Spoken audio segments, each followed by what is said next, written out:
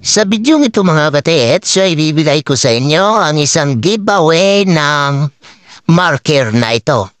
Dalawang bato, isang payat at isang parang buntis. Pwede siyang basahing ID. Meron siyang passageway sa gitna. Ayan siya mga katets, tingnan niyong mabuti.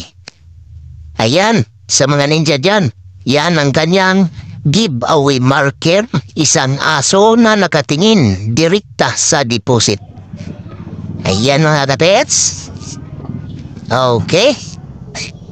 Huwag kayong kukurap dahil ituturo ko ang mga detalye at mga coordinate sign papuntang giveaway. Ang batong ito mga katets, pag legit ito ay palaging naka north and south alignment. Ayan o, tingnan nyo mabuti. Ayan siya mga katets. Okay? Una, dito tayo mga katets. Di na tayo titingin sa mga big deposit mga katets. Dahil ang ituturo ko ngayon ay ang giveaway ng marka na ito mga katets. Okay, umpisa natin dito mga katets. Huwag kayong kukurap. Ayan na, ituturo ko na sa inyo. Yun ang aso mga katets, oh. Ayan, at dito naman sa kabila mga katets, yan ang mata at kumikindat pa. So tingnan nyo mabuti mga katets, dito sa ilalim ay may sikreto. Ayan, kung tingnan mo ay may makikita tayong letter C na nakataob at may dot sa gitna. Kitang-kita siya mga katets at bawat kabila ay mayroong arrowhead. Pero sa totoo niyan mga katets, yan ay katidahay. Yan ay may dalang deposit sa kaliwa at sa kanan.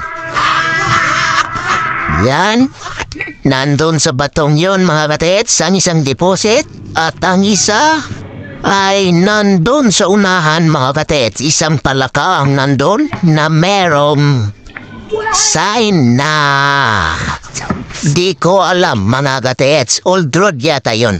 Dito mga katets, meron tayong nakikitang nakaukit na maliit na letter C. At dito merong isang guhit, no? Isa daw, no? Kung titingnan mo yan ay diretso doon mga katets sa tinitingnan ng aso at ng mata. At dito sa gilid ay may makikita tayong perfect dot na mababaw. At yan ay nag-intersect sa tinitingnan ng aso at ng mata at ng guhit na yon. Kaya nandito lang ang giveaway na sinasabi ko mga katets. Ganon lang yun mga katets. Kahit di tayo marunong sa coding, ay marunong naman tayong tumingin kung saan ang mga deposit at giveaway. Kaya yun ang sanayin nyo mga katets. Diba makakalito mga katets?